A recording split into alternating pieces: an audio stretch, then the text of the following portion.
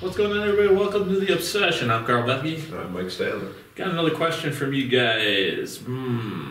People want to know what we want to do in March for projects on our property, Mike. So TSI, frost seeding. What can you seed at that time, and what we think the best clover is? And then kind of adding into that is what types of food do we run on our properties to keep our deer herd and hold them until the hunting season? You know, people say, corn, beans, brassicas, clovers doesn't make us successful. Well, March projects are pretty simple. A little bit of TSI, cleaning up of the trails if the snow is gone, I think. Frost seeding is a yes if the soil is exposed. Yes, if the snow is gone. Right. Don't frost seed over the top of your snow. Because you could get rain or you could get snow, and the temperatures can change, which is great. But if you get rain, it's just going to wash your seed out if you don't have some sort of soil contact. If it's sitting on top of the snow and it melts and rains at the same time, it's really going to wash it away. So no frost seeding on top of the snow. That's my opinion on that. You can get snow after it. Oh yeah, that's great. That's great. Yep. I do a lot of my stand maintenance too. Then I don't really like to dick around with it in the summer if I don't have to, because it's a lot nicer to do it in the winter. Yeah. And then just do my trimming, and stuff early. But if you leave your stands up, which almost everybody does. Yeah. Changing your straps out, checking your straps, checking your steps, checking your ladders, that kind of stuff. I like to do March, April. Yep. And it's a big scouting time again for me too. For sure. So, you can go out there right now, and obviously if you have food like your place here, you see the cow paths, the deer coming in and out. Now, some of them are normal, patterns that the deer use, but some of it's basically false information also, though. Right? Yeah, they're just traveling now to get the easy food and stuff like that. So, everybody talks about scouting. Your best scouting time would have been right after the hunting season, as far as that early snow, right? Those are trails that they're traveling, pretty much all the time, stuff like that. So, yeah, if you go to my place right now, there's trails diagonally. They're diagonal across, that open space now because the goldenrod and everything's down. But it looks like cow paths. Yeah, right to where the food is. Yeah, they're not traveling otherwise. But that's not normal from all the movement we've seen during the hunting season, so it's totally different. So that's what I mean by false information. I'll show you guys some of that on the video here. But clover seed. What clover seed is best? I'll tell you right now, you guys. I make my own seed, my own mix, and I actually go to the local co-op, the Senex co-op, and they have many different types of clovers, and I mix it myself. They also have a whitetail blend that they have, which I think is a pretty good blend also. So you can use that. Grandpa Ray's clover is really good, and Maxi Rack has a clover mix also that I believe is really good that we've used for many different years. So I don't run a lot of clovers on my property, which I do have some. Yeah. And the reason I have some on my property, and this kind of gets to the other part of the question, is on your guys' property, what types of food do you need for a deer herd and hold them? I put a little bit, I have 3 plots that are clover, and they're not big. They're a 1/4 acre or less. And those plots are basically for the does. Okay, initially, right away, actually right now they're digging in them like it's crazy. And then it's going to progress. That brings the does, a few does, into the property to hold them. And then, of course, the summertime, they come in and out, different doe groups come in and out. And that's when the separation of doe groups becomes important, like you've done here with the bedding and all of that. And then we're going to change a couple things with your food plot stuff this year too. Yep. The clover there is there for the does a little bit early to help them with their fawning and things like that. By the time it actually comes into play later in the season, They're semi-important, but not near as important as my fall plots. Fall plots are the most important part. Yeah, we use a lot of, brassicas. Yep. Leafy, big leafy brassicas. Corn. We didn't have any beans in this year. I'm not a bean advocate. I did have beans mixed in with my corn. That I get, yeah. That I just started doing, but I don't have separate standing beans myself because they're only good super early. Yeah. Or super late. So they really bring nothing to the table during the season. Yeah, and then you hear your area, you usually have one farmer that does beans and one farmer that does corn. Yep, so I usually have one on each side of me, either way, which is the advantage I get of that. And the best part about that for you here too is they pull their crops off and then you've got all the food. Correct. And then they're moving in. So yeah. Don't forget, you don't want all those deer. You don't want all those deer all summer. No. You really don't. And if you're out and you're not seeing deer in the summer, so that's fine. Who cares? You don't want them there. You want your food. You want to get your food put in, get stuff ready. You don't want your bucks there. You don't want your bucks there. Yeah, you're gonna have does there. Yeah. Hopefully, you have does there. Yeah, you're gonna want some does in the property for sure. You may see a buck here and there. Oh yeah. But you don't want them there that whole time because chances are they probably won't be there then later once they change their patterns. Basically, what you're trying to do is make it, as far as I'm concerned, you're establishing your property to be a fall range for the bucks you want to kill during the hunting season. And that's the whole thought every year of the process. Yeah. I want those bucks to know, hey, I'm heading over to the Triple B because number one, they got great food over there, great bedding, and the ladies are there. The ladies. That's what I'm talking about. Think of your property as the best nightclub in the area. Right. When you were 20. Right. That's kind of what you want come October, November, and December. Yeah. And a lot too that we should touch on with our brassica plots, our green plots, especially stuff for late winter rye. Yes. The hell out of that over the top and fill those plots in. Anything that's bare. So when you lay out your winter plots, say for this year, Mike did the same thing I did.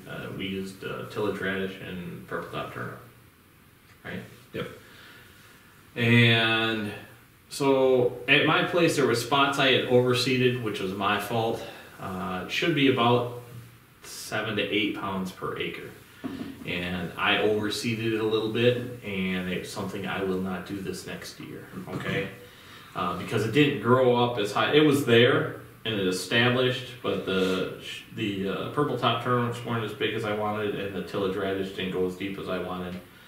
And then the leafy part of the plant, which is what the deer start on, didn't grow as much as it should have, and it because I planted too much. Too many choking each other right. out, kind of.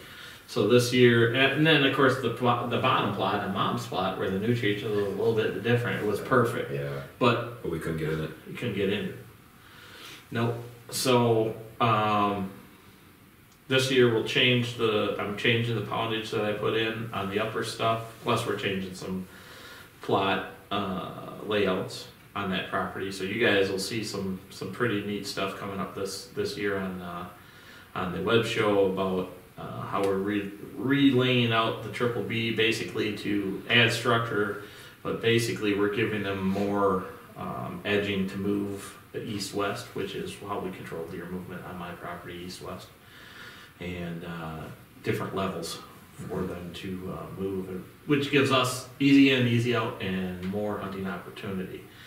The food there, like I was saying, we're going to take less poundage per acre, and I'm going to fill with winter rye, like Mike was saying. So when he says we fill with winter rye, so any of the areas where it didn't grow that great or it's sparse, we overseeded with 50 pounds of winter rye per acre, and you can go up to 100 pounds of winter rye per acre. And I did it. Yeah. I did it down below. Yeah, it seemed to work. Yeah, you have some pictures of that too. We could show that. That thing was solid, thick, nice green. Yep. All the way up to the snow. Yep. You know, and they're digging the hell out of it now. Yeah, this year we're going to do a little bit of a no-till back there with that. So we're going to use some buckwheat, and again, we'll run the purple top turnip and tillage radish.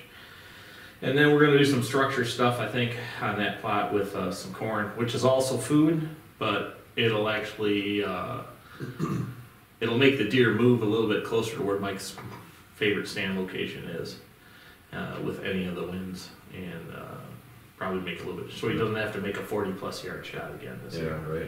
You're getting really good at it, though. You shot quite a few bucks out of there. Great. But I really want to take. I think that 20 to 25 yard shot would be perfect. I like 20. I'm trying to do it 20. And you know, we use our corn. Both of us do, or are going to use our corn for cover.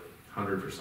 I have a 7-acre cornfield in front of my woods, and I 100% put it in there to cover. Yeah. Cover the movement here at my house, cover moving around. You're able to get around the corn to get into the woods. We're going to build access and travel points in your property with it. Yep. That we've talked about laying out. We're going to use it probably down in my bottom plot a little bit to just segregate the herd a little. Yeah. You know, so a little less stress. And the corn's always late food. Yeah. Yeah, that's the other part of it. Now, you know, people are going to argue, but they're going to throw this right at us, and I'm not going to disagree with their statement. You know, you never use food for cover structure, for you moving in and out. Well, we're not really using it for us. We're using it for structure for them. Yeah. For us, our entrance and exits are our entrance and exits. That part of it's already established when we put a stand in, and it's not due to because we laid the cornfield out this way or that way. Right. There is advantages of it. Like this year, right at the top of that edge, I had that cornfield that was at the top edge. You would walk around along the edge and get right to those stands, which is actually where I had that big encounter with Gigantus and where you seen Rhett from the last time you hunted. That's all corn. Well, this year I'm going to throw some switchgrass right there, so it's only going to be about 10 feet wide where the corn was, because the corn I used to establish the Roundup Ready corn to establish good soil contact for when I put the switchgrass in. So that's another way to do things. You can either use Roundup Ready beans or Roundup Ready corn, so you can set up structure with switchgrass if that's what you want to do, but remember you have to still retain the food in the area. Now, I know for a fact that that particular spot I could use corn every year in there for cover, because they don't bed in it. Yep. They bed close to it, but they don't bed in it. So now that we're changing the structure of things, we'll have multiple levels, and our entrances will be on the edging, and it'll be a little bit even better. And we're almost doubling, with the layout, we're almost doubling our edging, which is going to make it better for whitetail use anyway, because creatures have it, they're an edge animal, and they love it. So that's the plan on that part of it. That'll help hold the deer for hunting season and make less stress for the does, and probably hopefully bring in more bucks. I will say that we've both been fortunate enough to have a large number of bucks for the smaller pieces of property that we have coming in and off the property. They're not living on our property constantly.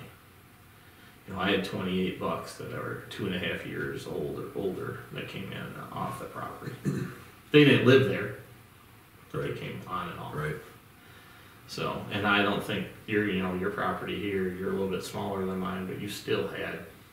Yeah, I had probably 2 that did live here. Are really close to here. Oh yeah. They were here every day, pretty much. But yeah, I had probably about 10, I think, different ones come in and out that were 2.5 or older. 5 super consistently. Yeah. You know, that we passed every one of wanting them to live, obviously, but yeah, I mean, that's, you know, in the corn, like we use the corn here in my big field for kind of a blocker, a little more of a safety barrier for them to feel safer until my trees are growing up. Right. Which, you know, we want to enclose that field so that it could be an all green area you know, I would say closer within, or not. So. yeah, the way you laid out all your pines here and everything in front of here, I'd say within the next 5 or 6 years, you'll be able to, if you want to make that all green field, you'd be good to do that. And we wouldn't be able to do that without the trees. No. You know, because they're not going to stand out there in the open where you can see them. No, and even then, you're going to use corn to separate it anyhow, because then you can separate your dough groups and all of that. Yep. That's the one big thing too, guys. Remember, you want to separate your dough groups, and it's easy to do with food. Corn, you'll be surprised that they won't walk through the corn. They'll walk around the edge of it if they know they can stay in the greens and walk around the edge of it. They don't walk in the corn till now. You know, they're eating it now, so now they travel. And they've started, in my corn, they've started from the woods and been slowly working their way towards the trees. Oh yeah. You know, and it's systematically eaten, you know, all the way down. Yeah. The full length of it's funny how they go. They're like, they're not gonna get any closer than they have to. You know. That's perfect. So yeah. You still have a little food, so that's even better. Yeah, a little bit left yet. So. But that's about how we look at that, you guys. I mean, we use corn for structure. I'm not gonna lie to you.